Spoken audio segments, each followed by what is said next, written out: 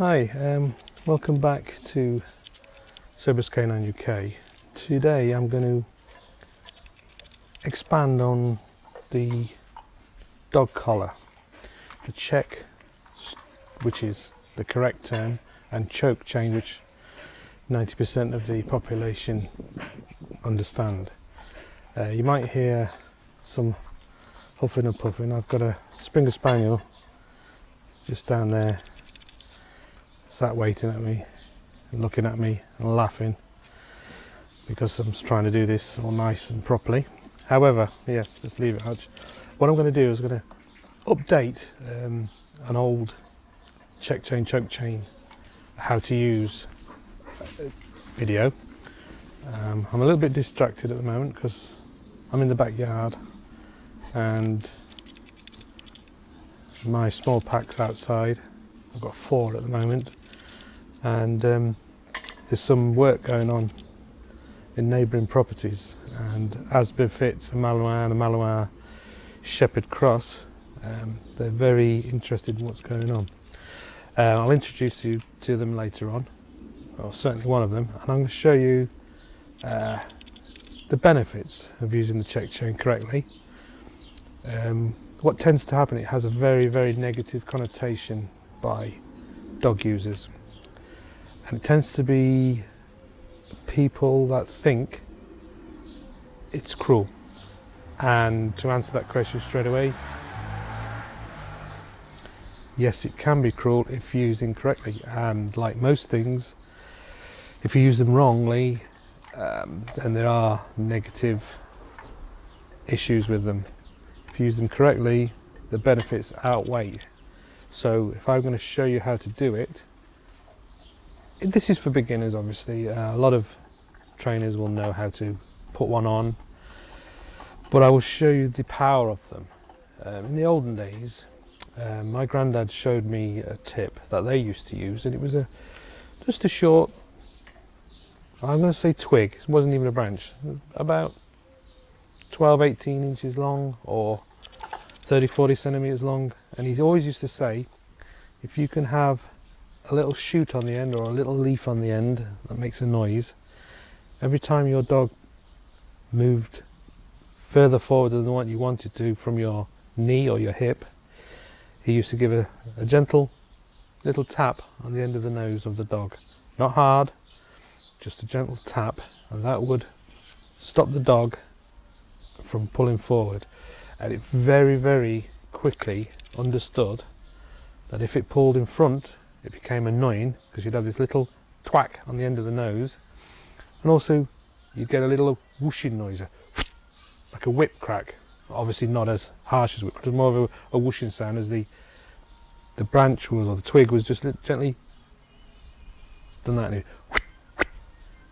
And with the little sap or the sapling or the leaves or the shoots at the end of the twig would make the sound, and it very soon associated the sound with the annoying thwack on the end of the nose. And what happened was the dog would start to listen, and then you would need to reduce the nose tapping, and in the end it was just a case of the dog would see the twig coming over the top of its head and the noise, that would be enough. And within, I don't know, he often said a couple of days the dog wouldn't even pull, because then you start to make the sound of, which was the noise, or similar, or the similarity of the noise that the dog would be expecting, the annoying little twink on the end of the nose. Obviously things have moved on, the check chain was invented, and to some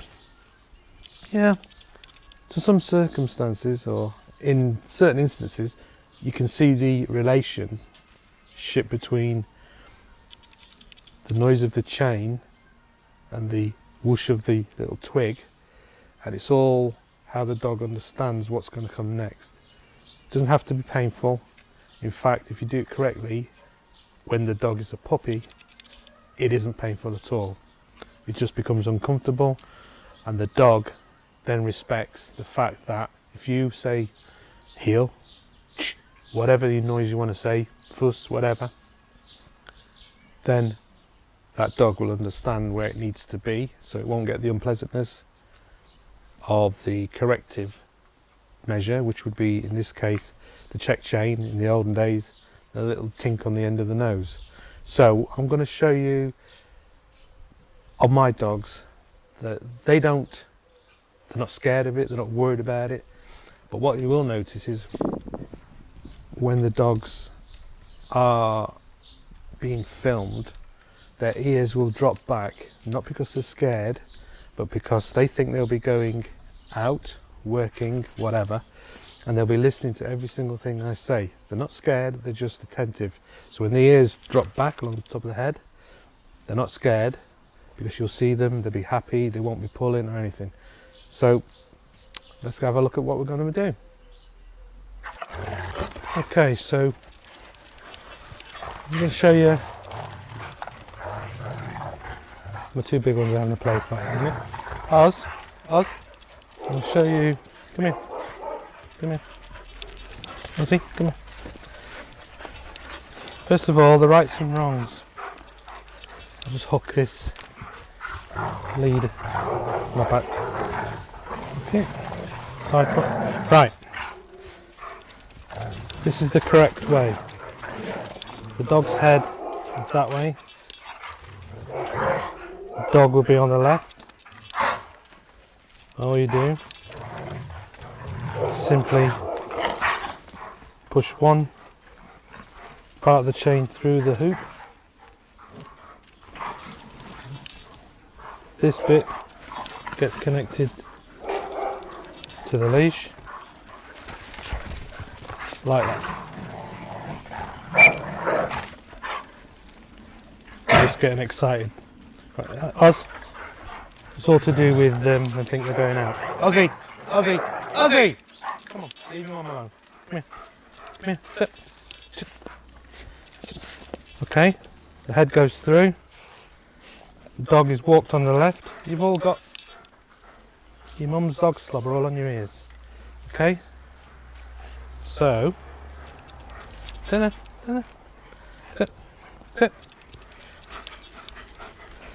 If it's that side, if you can see that, it doesn't loosen off. But if it's the correct side, it loosens off. They're just getting a bit giddy because they think they're going out now, which is what I expected. But if you have the leash loose and the dog walking on the left, every time that dog walks forward, you do a little correct. See that? Even that, he's not sure what's happening. Doesn't hurt him. Doesn't hurt him at all. So Oz, sit. I'm not even holding the lead. That's the control. It's nothing clever, nothing fancy, just simple. They'll all do it. I'll put them on them all. Oz, no, come around. I know you think you're in trouble. You're not, are you? Sit. This dog is about 47 kilograms, which is 103 pounds, and I can control him. Tiny amount. I'll try and do it where it's just between my little finger and my next finger. That's all it is. Obviously, I've had him from a puppy, and he was taught very early on, and it wasn't a battle with him. So how is that cruel?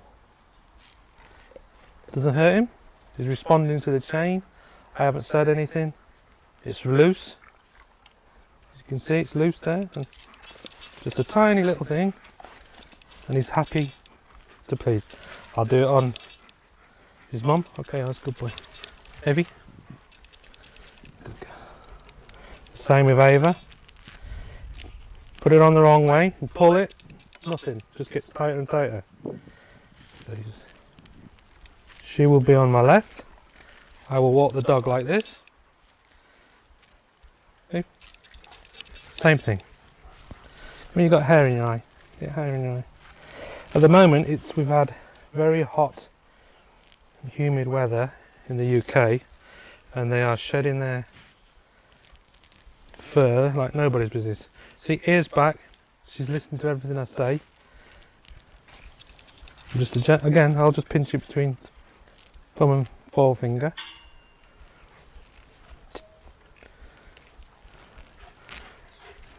How is that cruel? How is that cruel? If you've got it on wrong, and you see a lot of it happening through lack of education, they walk along and the dog's pulling, and this gets tighter and tighter, and then you get the and they don't know what they're doing wrong. Have the dog on your left as you walk. The chain set up as I showed you earlier. Nothing. Let's turn you around and see if we can see it from this side. Move around now. Move around. Good girl. Oh, sit. Chat. See how it loosens off? Good girl. I'm going to do it with good girl. Archie, my Springer Spaniel. Arch. Good boy. Same thing. I'll take it off this one. He's due a hair trim. We've let it go this past few months. He's getting a bit messy. So, again. Hey! Stop playing now. So, Archie's head there. Does that. Wrong way. And it pulls. So I'm now going to put it on Archie's head. Archie. Archie. Okay, you're going to do that way, right? Okay. Over the top. Nice and loose. I shall click the leash on. And the same thing with Archie, just a gentle. In fact, because I've been doing it for years with them, it's not a problem. Archie. Come. And if you wanted to, good boy, just a gentle, some trainers describe it as a pop. That. All it is the chain. He's wagging his tail, he's happy, he just wants to know why we're not going out. See? Arch. Good boy. Again, nice and loose. I don't even have to just. He walks forward and I don't want him forward. Arch. Good boy. How is that cruel? Not punishing the dog. Not hurting the dog. Ambi. And last but not least, my old girl. Come on, Anne. Come on, mate. My little fat old Steffi, she's 9. And again, in her day, she was a monster. But she's not now. Get out. Come. No, you're not going. I'm doing Amber now. I'm doing Amber. Go on. Here, come. Good girl. Same thing. Good girl. Hey, calm down, you two. That's just Ozzy and her mum. His mum always play fighting. This one's Ava, Malinois, Belgian Shepherd. And Ozzy is a Belgian Shepherd, German Shepherd cross. My elder brother, good girl. My elder brother had his dad, a German Shepherd. And obviously I've got Ava, Belgian Malinois, Belgian Shepherd. So that's the story really. It's just the update. It does not, if done correctly, hurt the dog. Oz, come here. Oz. Let's see if we can do it properly now. Come here. Ozzy. Here. Sit. Okay, so the head goes through. Over the ears. See how the ears are lying back because he's listening. And then from then on, he's listening to the sound of this chain. And obviously the commands that I say as well help. But to reinforce it, if he was pulling too hard, I just give him a pop, release. That's all it is. Doesn't hurt him. So that's just my update. Thanks for watching. If you want to, we'll get to know more of the dogs individually. But as I normally say, thanks for watching. I'll catch you again.